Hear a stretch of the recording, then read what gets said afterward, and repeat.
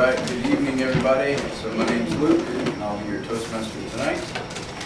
So with the club business out of the way, I'd like to start with just like a little bit of Toastmasters knowledge or fun facts. And so for this, I did some extensive research and I Googled Toastmaster fun facts. And I found a couple interesting things that you guys might know or might find interesting. So Toastmaster memberships exceeds 357,000 people in more than 16,600 clubs and in 143 countries. And so I like this because I knew Toastmasters was worldwide. I didn't realize, this just kind of hits home just how worldwide Toastmasters really goes. Also, what I found interesting is that there's individual clubs like ours here tonight, but there's also corporate Toastmasters clubs. So at companies like Verizon, AT&T, Apple, ExxonMobil, Google, IBM, Microsoft, JP Morgan Chase, UPS, and even NASA, there are corporate Toastmasters clubs. And I find this interesting too because some of the largest companies out there, and I'm sure we've heard of all those on the list, are all promoting Toastmasters and helping get the public speaking out there. I think I spoke with Tom the other day and a couple other members here. Their bosses and their jobs were actually pushing them to do Toastmasters, become better salesmen, or just more confident and comfortable speaking. So that's my fun facts. So now that those are out of the way, let's just go down the agenda. As I go down the agenda and I read your name next to your role, if you could just give like a brief description on the role that you'll be doing tonight. So it looks like our two speakers are Maurice and Heather. Both of them are here. So Table Topics Master, we have Olivia Carter. Table Topics Master role consists of random questions, and sometimes you can give the question ahead of time and ask for volunteers, or ask for volunteers and then let the questions be random. And the responses are 1 to 2 minutes, and it kind of gives everybody an opportunity to get their speech, just kind of like to break the ice and just learn to shoot from the hip. Hot speech, I guess it's 1 to 2 minutes. Okay, so general evaluator, we have Tom. And Tom, can you just talk about the other two evaluations that will be going on for the speeches as well? Well, the general evaluator is responsible for evaluating the entire meeting from start to finish and how well each role was played. I do not work alone, though. I do have 2 speech evaluators, one for each of the 2 speakers. And then part of my team is also the timer. And if you would, go ahead and explain the timer. Oh, sure. Jeremy? I'll be the timekeeper tonight, and my job consists of timing the table topic speeches, the evaluation speeches, and the speakers. And for the table topics, there'll be 1 to 2 minutes, and I'll go from green to amber. For table topics, green will be after 1 minute, amber 1.3 minutes, and red will go to 2 minutes. I'll go to red. For the first and second speakers, there'll be 5 to 7 minute speeches.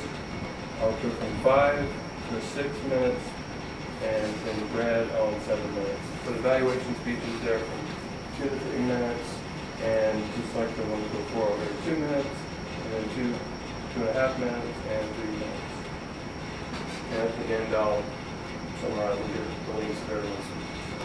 Thank you, Jeremy. And another member of the team is the grammarian and counter, which both of those roles tonight will be filled by Don Roscoe. Don, can you explain? Yeah, we'll fill in the role of counter today, and I will be keeping track of uses of filler words or crutch words that are used to buy time, odds, so's, and wells and the like. And I'll also be doing the role of grammarian, looking for uses or improper uses of the English language. I'll be keeping track of that, and also we have the word of the day, and it looks like on our sheet is panacea. It doesn't have the definition, but if I'm correct, it means a cure-all. So, and I'll be keeping track of the uses of the word panacea as we move on. Thank you, John. All right, thank you, Tom. Thank you. All right, so and then our first evaluator, which will be evaluating Maurice's speech, that will be Diego, and our second evaluator For Heather's speech will be Justin. Okay, so now that all the roles are filled, I'd like to welcome our first speaker up to the lectern. This is Maurice's second and final speech in his High Performance Leadership Program. Maurice's High Performance Leadership Project was as the area director, which I did not know, Maurice, so congratulations. The guidance committee for this project consisted of 3 people who have achieved their Distinguished Toastmaster Award, including the current district director, Phil Jackson. Maurice will give a summary of his performance results, including all successes and failures during the project. Maurice?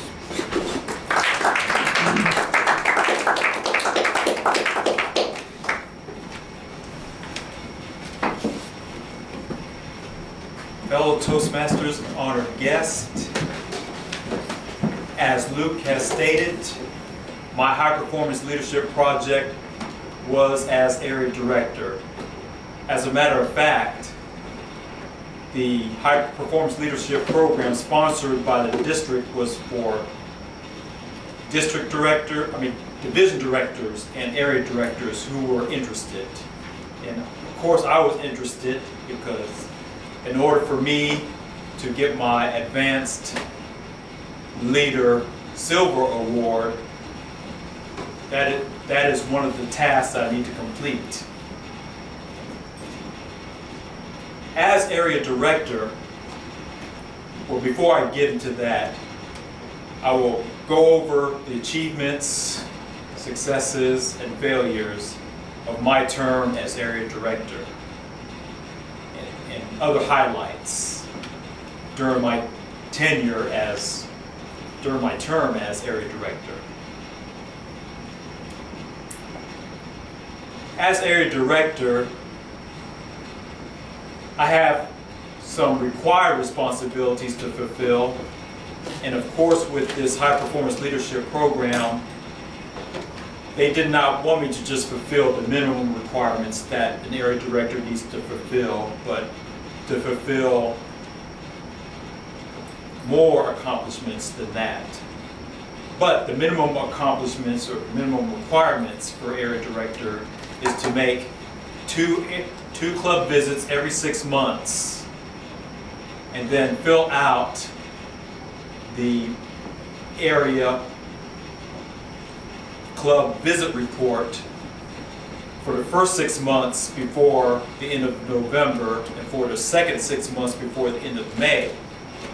Under the High Performance Leadership Program, for the first 6 months, each area director had to turn in their club visit report before the end of October for the first 6 months and the end of April for the second 6 months, which I have done.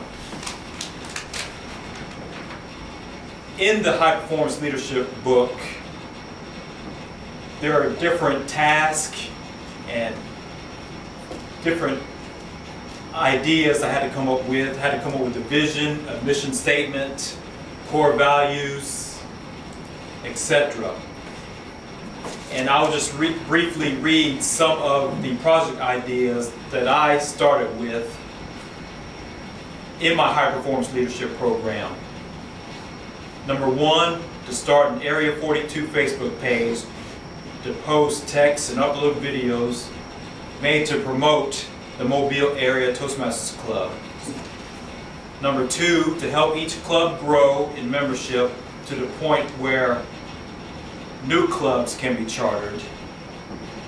Number 3, to help create private or corporate clubs in the area, and I heard Luke mention corporate clubs such as AT&T, Verizon, or any organization or any business organization or government organization can start a private or corporate club. My mission statement for this year as area director was to help members grow in communication and leadership, to facilitate the development of new clubs in the area, and to promote the benefits of Toastmasters International. My core values included every member has the potential to become great communicators. every member has the potential to become great leaders. Each club shall provide a friendly and supportive environment to help each member feel comfortable and grow. Each member has taken a step in the right direction by becoming a Toastmaster. Toastmasters teaches multiple dimensions of communication, and Toastmasters teaches multiple dimensions of leadership. Those were my core values in my high performance leadership program. Now I will talk briefly about some of the accomplishments, and then after that some of the failures. Among the accomplishments, I did, as I said earlier, I completed the club visits, the required club visits, and the club visit reports on Toastmasters International. Another accomplishment was I fulfilled what the district requested of me during the past district conference, which took place in Mobile, as a matter of fact. Among those, I called the school system to get an ROTC color guard to march during the district conference, got the gift bags and some items to fill the gift bags from the Mobile Visitor Center. One thing we did fail on, we did not get the city's blessing to make the district conference day as Toastmasters Day. So we didn't get the blessing from the city on that. As far as failures, if you want to call it failures, I did not get a club success plan from every club. There was one club that failed to give me an area success plan. And I see areas where I could have done better. For this particular club, instead of corresponding with the president alone, I could have corresponded with all the officers of that club. And that might have put a fire under the club to complete their club success plan. Another failure was I had forgotten to let the clubs know to complete the moments of truth. I presented the moments of truth for this club after I had forgotten and remembered, but the other clubs didn't get to do their moments of truth. In summary, I believe I had a pretty good year, but I see places where I could have done or performed a lot better. And I will use this information as a member of the area council to help encourage the next area director of this area. And that is the synopsis of my high performance leadership program, Mr. Toastmaster.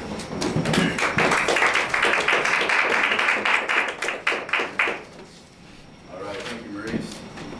Now, I was sitting there thinking, I think me and Maurice joined Toastmasters right about the same time, a couple years back. And with my sporadic work schedule and my hiatus last year from the club and everything, he's really done a lot. He's been president, area director, and got some of these distinguished awards, so congratulations. And thank you.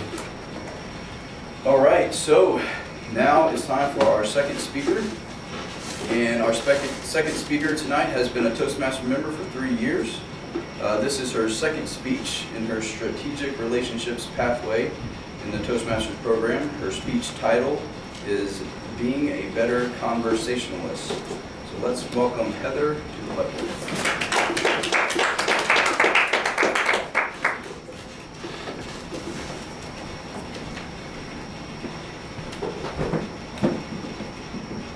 Good evening, fellow Toastmasters. How many of you have wanted to be a better conversationalist? Okay, D. And It's on. Okay. Well, I never really wanted to be a better conversationalist in particular. I know we're all here to be better at communication, but I think conversation is like a subset of communication. But recently, I found that it's definitely something that's really important, at least in business, but in anything really, in your personal life, in your work life. Being a good conversationalist or having some good conversation skills can be very indispensable. Especially considering this day and age that we live in with technology and how it's really boomed and kind of exploded, and especially in the last 10 years. A lot of communication happens online, and what is online and what is kind of technology based, very little of it is actually vocal. Very little of it is over the phone. A lot of it is messages or emails, and I think people are losing this skill to being better communicators and to being better conversationalists. So before I get into some tips that I picked from a list that I handed out to all of you, allow me to talk about my background a little bit as far as communication and conversation specifically. So I'm sure all of you can probably tell that I'm more on the reserved, quiet, shy side. I've heard it my whole life and I hate hearing it. I don't mind being quiet. I'm proud to be who I am, but it does get annoying when people like say it over and over. So I know it's something that I wanted to work on, and I think that it's really relevant to everybody here because we all want to be better communicators. So that's just a little bit about me. So I'll go ahead and get right into the first point, which is enter every conversation assuming that you have something to learn. I think that the idea of learning can be kind of associated with something that's laborsome, and why do it if I don't have to, right? But that's part of stretching yourself, it's part of personal growth, and I think that if you go into every conversation assuming that there's something that you can learn, then you're just going to be that much more interested in the person you're talking to, and they'll be really receptive of that. Bill and I said before that, he said that everyone you will ever meet knows something that you don't. And I think that's pretty interesting because we may think that we're pretty smart sometimes, but it's not just about the facts, it's about a perspective or somebody's experience. So if you keep that in mind, that's a really good thing that could help you be a better conversationalist. My second tip is to use open-ended questions. This is something I was trying to do earlier when I was at work. Me and my supervisor were getting in the car to go do a showing for a client, and usually when I start having a conversation with somebody, like I won't have anything to say, and I'll say, they'll be talking and I'll just be like, because I don't know what to say. But she was talking about her weekend, and so I started asking questions. She said that she went to Fort Morgan, and I said, oh, where is that again? And so now she had to describe, like, oh, it's over by Dauphin Island or something like that, and she got into it. It just made the conversation kind of flow better, as opposed to something that would require a simple yes or no answer. So try to use open-ended questions like who, what, when, where, why. Start questions with those words. My third tip is to, and this is the most important tip from the resource that I got all these tips from, and it's to listen. I really like this quote from Stephen Covey, and it's, most of us don't listen with the intent to understand. Most of us listen with the intent to reply. Again, just earlier today, I had to ask my supervisor some questions, and like normally I'm thinking, okay, how can I ask her this so that it's not confusing and I can get the answer that I need and I can clarify this, and how can I communicate with her so that we're kind of having a comfortable conversation. And I'm always trying to implement these techniques like mimicking her body language or making eye contact or repeating back something that she said. And it's not like those are bad techniques, but I just thought of this tip of listening to understand what she was saying rather than thinking about, okay, how am I going to respond? How am I going to sound smart? And as soon as I did that, I saw her kind of open up, and immediately it was just a natural transition into the conversation, and I got the clarification that I needed, and it was just a better way to communicate. And here's a bonus tip for the tips that I'll mention, and it's be interested in the person that you're talking to. Even if you really aren't interested, or if you feel like they're boring, just try to be interested. Just focus, and they'll be really receptive to that. And maybe you'll see something that you wouldn't have before. Maybe the conversation will go somewhere that you didn't think it would be, and you never know what you may learn about them. As far as all these tips, like I said, I'm not a great conversationalist, so I will be taking all these tips within the next few weeks, and I will be initiating conversations with people, and I'll be seeing how this works, and I'll be implementing all these tips. And I think that for my next speech, I'll come back and tell everybody kind of my findings and how I think it went, and maybe it will inspire us to be better communicators and better conversationalists specifically. And again, I think that this is really relevant and beneficial to any and everyone, because no matter what you do, it's just important to be a good communicator. I think it's funny because if you ever see job applications, they always say looking for an outgoing, friendly personality. When do they say looking for a shy, quiet person? Never. Like, if they did, I would have so many job offers. But it's not even just the personality. It really goes back to communication. It's because the outgoing people are good at conversation. It's because they tend to be better communicators. So I think that if we focus on things that can help us be better conversationalists and communicators, you can really benefit from it. Mr. Toastmaster.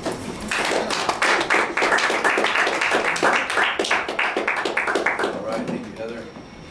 Yeah, I think the title of her speech said it all, becoming a better conversationalist. I think that's one reason why everybody in this room is probably here tonight. I know that rings true for me, not only in formal situations like this, but in informal ones, speaking to somebody in the car on random topics. And that's where things like table topics comes in. It gives you that impromptu speaking, and just really helps give you, a little better confidence and everything too. So I really related with a lot that you said, so I appreciate that. It was a good speech. Okay, our next section is our table topic section. So this is our impromptu speaking section, and I would like to welcome Olivia Carter to the lecture. Good evening, Toastmaster, fellow Toastmasters. My table topics theme was born out of the thought that we're all here to learn. We're here to be better communicators, learn to speak publicly, better leaders. And Diego's speech last week was about internet distractions. And before that, we had Lawrence's speech, where does the time go? And so with that, I came up with the topic because if we don't carve out a time to do things to improve ourselves or to better ourselves, then we can come here and do all this and it's just a show and dance, but we have to put it into practice. So my table topics theme is simply time.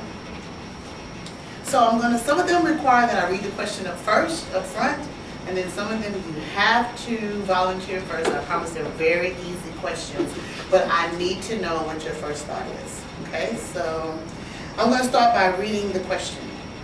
What time of the day is best for you?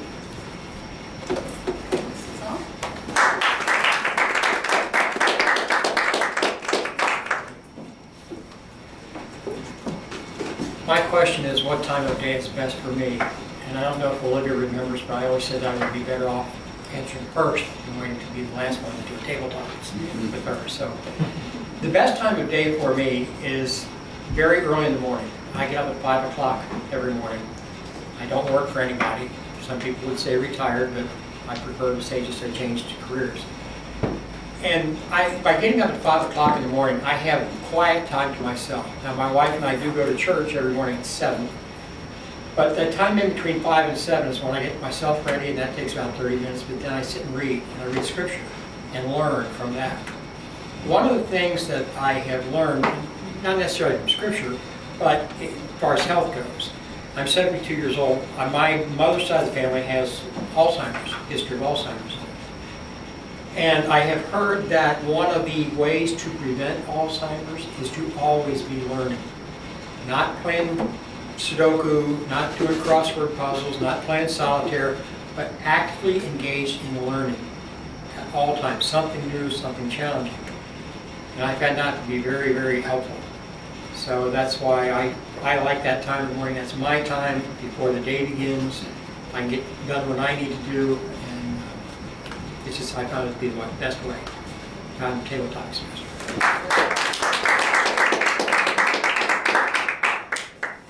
That's amazing that Tom and I have that in common. I like to get up. If I get up and the sun has already come up, then I feel defeated.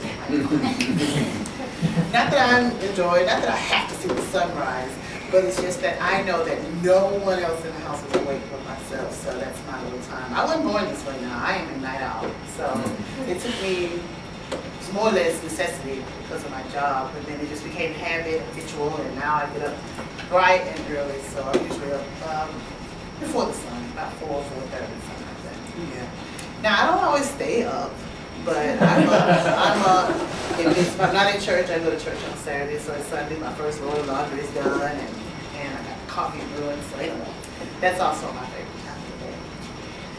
Okay, so when did you realize just how fast time flies? I mean, because when we're little kids, we don't, we can't wait till Christmas, we can't wait till our birthday, and we don't think about, wow, it really got here pretty fast, but what age were you, or what event caused you to realize, wow, time really does fly? So the question is, when did you realize just how fast time really flies?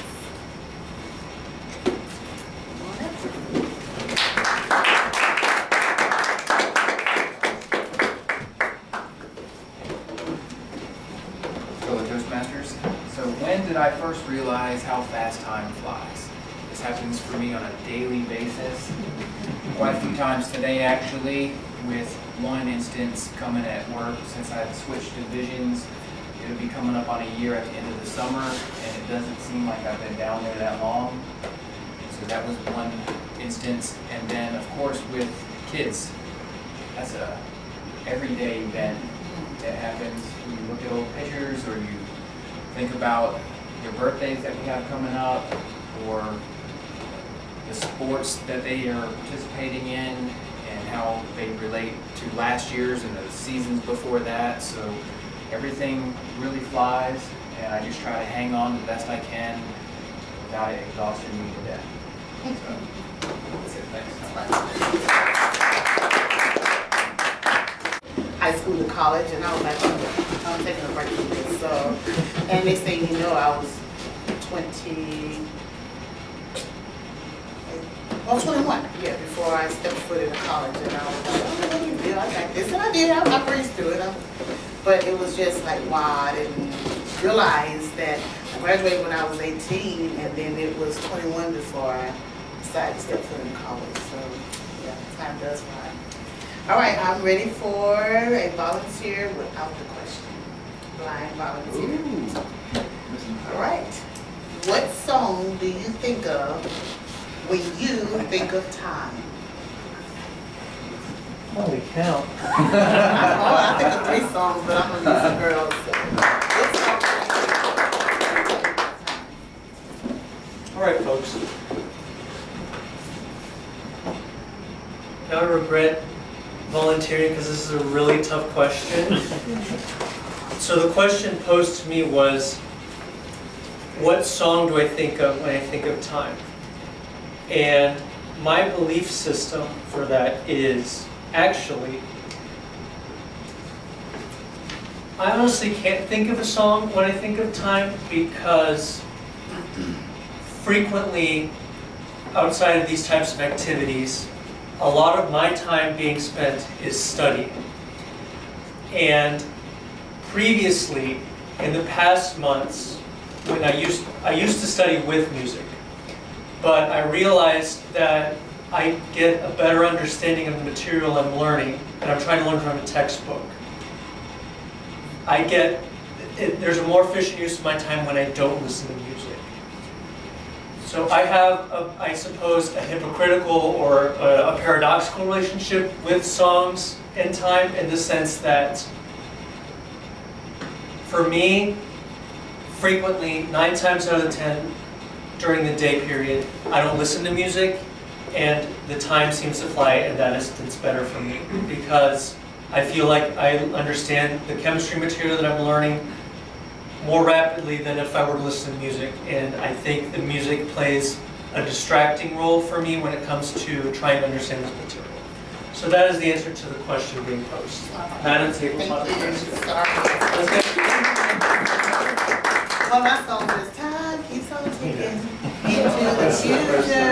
Yeah, so I mean, I was thinking that, just give me a song with the word time in it, but you did good. Time after Music time. Time after time. That Jim Croce Yeah. song, Time in the Bottle. Oh, yeah, see there? You make me go look bad now. I'm just kidding. Listen, I'm not one for the pop music, I suppose. Music can be distracting for a lot of things, but I get it. It's my favorite song. I turn my pen into a microphone, and before you know it, I'm all over the place. So, yeah, so music can be distracting. Do we have time for one more? Yes, ma'am. Okay, this one is, it is time to take out the trash. What does that mean to you?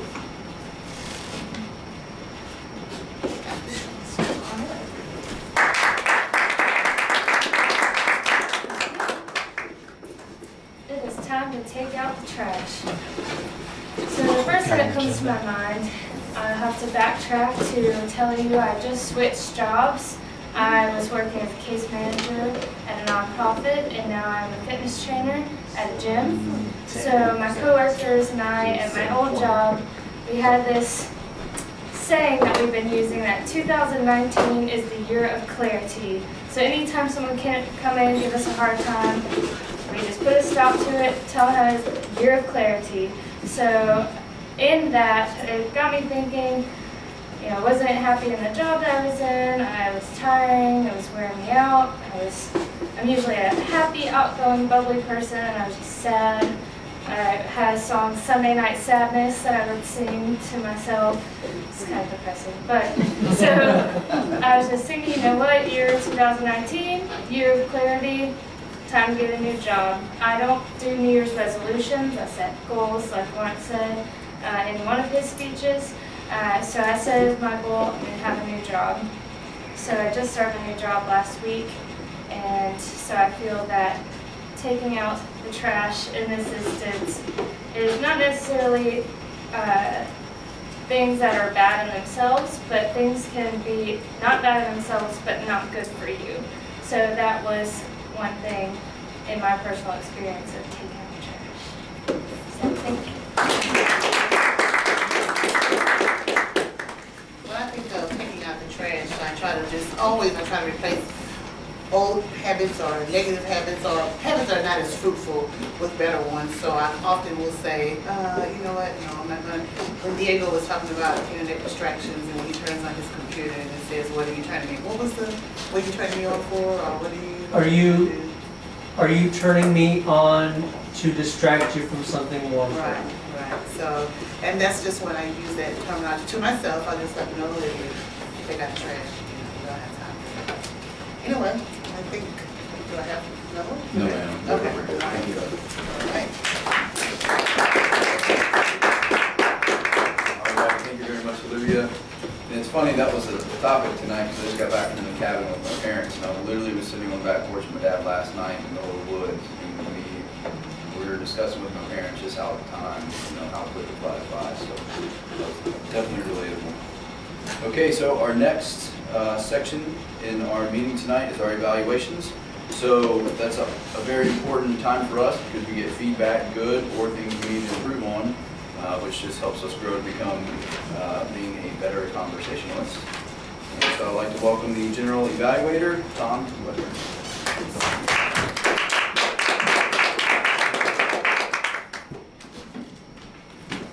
Hey, Mr. Toastmaster. I came across a saying the other day that makes a lot of sense, that experience is not growth. Evaluated experience is growth. If you keep doing the same thing over and over again, it's not working, that's not growth, that's experience. But if someone corrects you or makes a suggestion to help out, that is growth. So that's one of the reasons why we do evaluations. It's the hallmark of Toastmasters is the evaluation. So to begin with, I want to start with our speech evaluators. Our first speech this evening was by Maurice, and his evaluator is Diego. Diego. Thank you, Tom. Hello, everyone. Tonight, I've had the pleasure of evaluating Maurice's speech.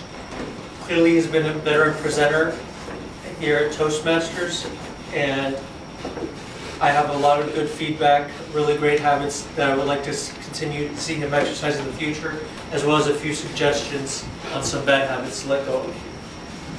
Some good habits I saw come from the specific evaluation guide that I was asked to use to evaluate his speech. One good thing, one question posed is, how did the speaker use anecdotes or stories to emphasize key points? And I thought it was really poignant and very wise for him to talk about, for example, he got an ROTC group in the local area in which the district conference was taking place to be involved with the district the main event of that day, or also mentioning that he was able to procure the gift baskets for the district as well. And I think it was also important for him to explain some failures, but to be specific on what type of failures he was unable to avoid. Like, for example, explaining that the city was not able to give the blessing of recognizing Toastmasters Day. So it was very good for him not to say generally, oh, there were some successes and there were some failures, but to provide specific anecdotes or particular cases to put concrete examples into our mind rather than providing abstract ideas on those subject matters. I would like to suggest the evaluation also calls for how well he communicated the scope of his responsibilities. And I just wanted to suggest next time, if he needs to provide more scope or responsibilities, maybe show a map of, well, this is the geographic extent that I am responsible for as the area director. Showing from if it's from the Eastern Shore to the Mississippi border, something like that. Providing geographic extent can really solidify in our minds, this is the area that he is responsible for. This is the group of people that he is responsible for as well. And then finally, the other comment I want to provide tonight is it was very clear that he provided the concluding paragraph and he was wrapping up his speech by simply stating "in sum" and then wrapping up the speech. So I think it was really good It was a really good habit on his part to clearly express, I'm wrapping up the speech now, and these are the final talking points I want you all to be aware of. And with that, that concludes my evaluation of this speech for Maurice, and I'm going to turn it back to you, Tom.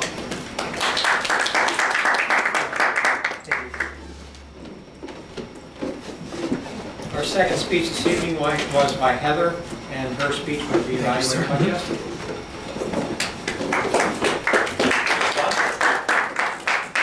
Fellow Toastmasters, I'm evaluating Heather's speech on how to be a better conversationalist, which is a topic that talks to me also as an introvert and maybe not the best conversationalist all the time. So a few things about Heather's speech. It was very good. One of the things I've noticed that Heather's become more and more comfortable with time at having just a good comfort level at the lectern and showing confidence to the audience. I noticed in the beginning you were a little less comfortable, maybe a little timid when giving your speeches, but now you're much more natural when you're up here in front of the group. Another few things I liked about your speech was the usage of the tools. So you opened the speech with a question, and I think that kind of immediately got everybody's attention and engaged the audience. You related personal experiences by telling stories. You talked about the work experience with the woman in the car and having a conversation with her and using your conversation skills to draw her into a discussion. So really enjoyed that. And also liked the use of the joke about the job description. No one ever has a job description out there for introverts. So that was funny, and that was a great tool in the speech. And then also the closing, where you mentioned that you'd be following up by implementing these tips and then letting us know how that worked out. So I thought that was an interesting way to wrap up the speech. So I'll just mention a few things off the evaluation form. I think you excelled at keeping the speech interesting using the tools that I just discussed and personal experiences. A few things you might want to work on is you do tend to you use good hand gestures, but you do stay kind of locked to the lectern right here. It might be good to step back a little or step around just a bit, move a little. And then another one I've noticed before, and I do this, and a lot of people do it, try and work on the word like. I think I heard it just a couple of times, so it wasn't way overused, but that's one of the things that I hear a lot in people's speech now. So on clarity, Heather speaks very clearly. I gave her a 3, which is accomplished. I see that as a good score. Vocal variety, I gave Heather a 3. Eye contact, Heather did a good job maintaining eye contact with the audience. I didn't notice her using notes at all. I gave her a 4. Gesture, uses gestures effectively. I gave her a 3, used lots of hand gestures, but could be moving around a little bit more. Audience awareness, I gave a 3. Comfort level, 3, with the comment that you've improved your comfort level of the lectern quite a bit from where you began. On interest, I gave you a 4 because you did use several of those tools, and I enjoyed the humor and the questions, and I thought that really engaged the group. And then applied feedback, I don't have a comment because I wasn't sure what the feedback was in your last speech, but great speech, Heather, really enjoyed it. Thank you.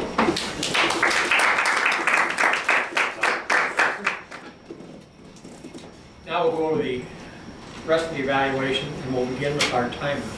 Jeremy, can you give the timer's report, please? Sure. I'll start with the table topics. Tom spoke for 1 minute and 24 seconds. Cheyenne spoke for 1 minute and 31 seconds. Diego spoke for 1 minute and 37 seconds. And Don spoke for 51 seconds. For the speeches, Maurice spoke for 7 minutes and 53 seconds. And Heather spoke for 8 minutes and 35 seconds. For the general evaluations, Diego spoke for 3 minutes and 5 seconds. And I'm just looking at this now. And Justin spoke for 3 minutes and 5 seconds. Also, Speech evaluation, speech times? Did you do those? Yes, Maurice was 7 minutes and 53 seconds, and Heather's was 8 minutes and 35. Okay, thank you very much, Jeremy. Don, can you give us a grammarian and not count, please? Yes, it's interesting, someone Justin brought up the word light, and I actually wrote it off to the side because I think, several people have used it, and I'm not so sure I was always tracking it as a crutch or filler word, but I did notice it. Seems like today we had a majority of the words that we used were ums and so's, some ahs, and Luke as Toastmaster had 3 ums and 4 so's. Jeremy, as described in his timer roll, was 1 ah and 1 and. Maurice, only a couple of ands during his speech, and Heather, with a couple of lights, she also had a couple of ahs and so's and 4 ums. Diego, 1 as the evaluator, ah. None for Justin as his evaluation. Olivia, she had 2 ahs and 2 so's. Diego caught me with a so. Diego had a so, and Cheyenne had an ah and a so. How about word of the day?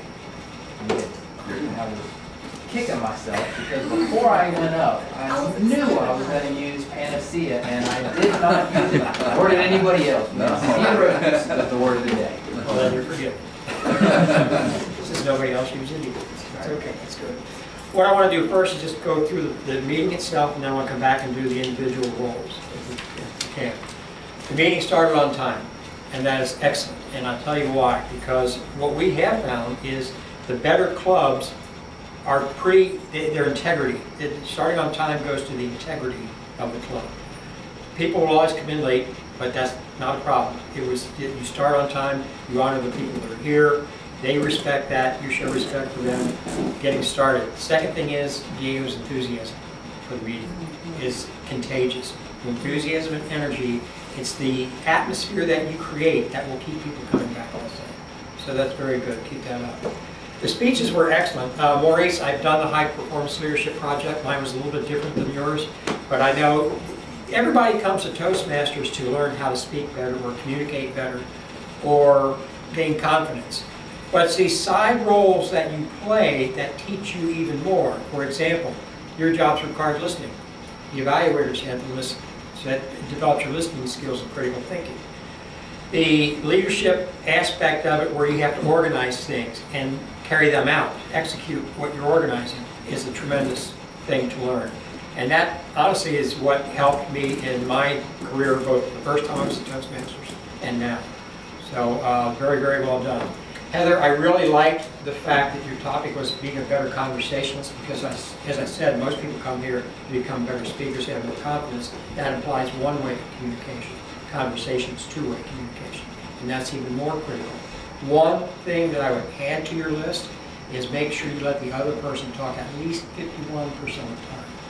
Then you will be considered a good conversationalist because you let them say what they want to say.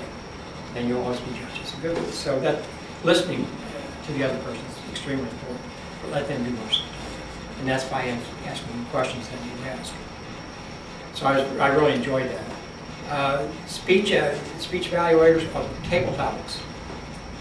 I love your table topic sessions. I really do, because it shows that you put thought into this. And that's a lot of times, and it's not a criticism of anybody, but I've done the same thing, is take the list out of the box and use it. I've done the same thing. But you and Susan, she always put, at least the times that I saw Susan do table topics, were always very challenging, very well thought out, and it's a lot more fun. I think I could have answered all the questions. And they were things that were dear to my heart. So from that standpoint, that was excellent. All the responses were good. The responses were, everybody jumped up right away to do them.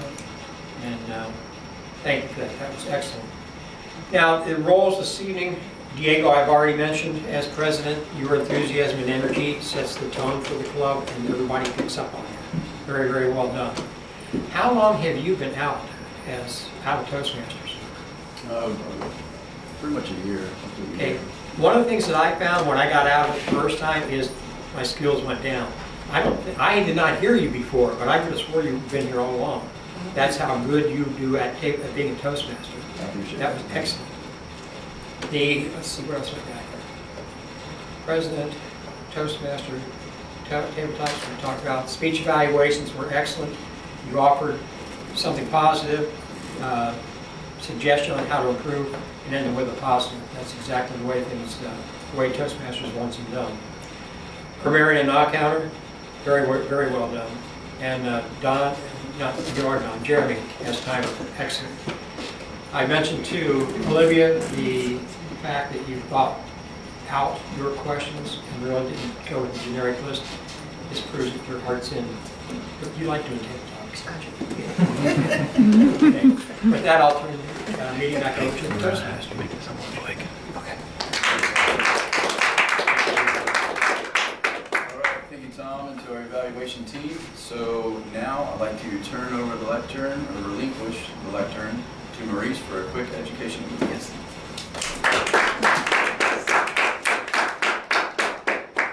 Good evening, fellow Toastmasters, honored guests. A quick educational overview, and this is for next year, starting in July. I want to emphasize a little bit about the area success plan and the club success plans. Excuse me. And it contains the goals that each individual has on their speeches and leadership. Usually, they'll emphasize on getting enough goals to fill the list. But for next year, I would like to know the goals of everyone, even if the list is filled, if the required goal list is filled. We should get the goals, the speech goals and leadership goals of everyone. And this is an example on one of the clubs this past year. There's a club that has 2 DTMs. And even though we do Toastmasters at our own pace, we had 2 DTMs in that club, no level 1s completed. I mean, it's their prerogative to be in a club and not speak, because they already got their DTM. But I encourage even the DTMs who got their DTM on the old system to go into pathways and do that. So that's one thing I'd like to encourage everyone to have a speech or leadership goal, even if it's just level 1 for the whole year. I mean, that's only 4 speeches in 1 year. Mr. Toastmaster.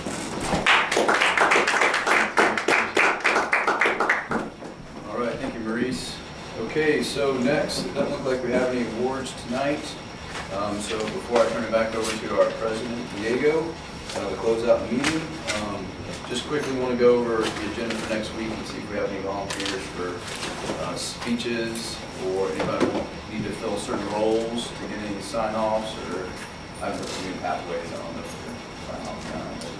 Before you do that, I have one question for Maurice. Maurice, the second week that you mentioned about individual goals, are you saying that you would like to have us write down the goals or turn them into, what do you want each individual to do?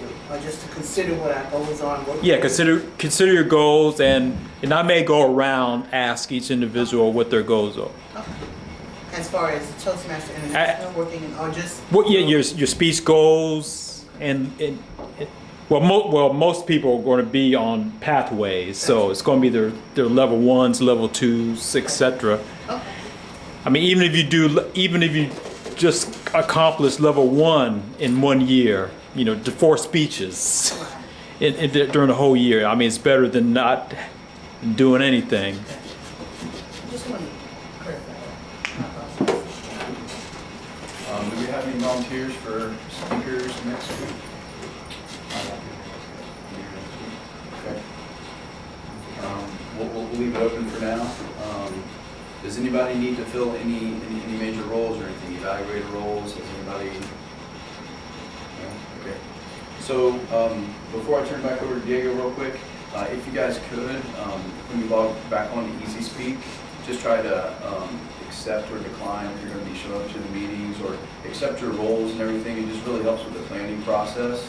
And so that way, when people aren't getting here right at the last second, they're trying to figure stuff out, it just kind of helps it run a little smoother. Look, I'm guilty of it too. I used to not get on and check it, but if you could, it would definitely be helpful. So, All right, looks like my role as Toastmaster has come to an end. I truly enjoyed the meeting, and I thought it was great. So I'll turn it back over to our president. Thank you so much, Luke. All right, team, if there's no other outstanding information, then we can adjourn this meeting.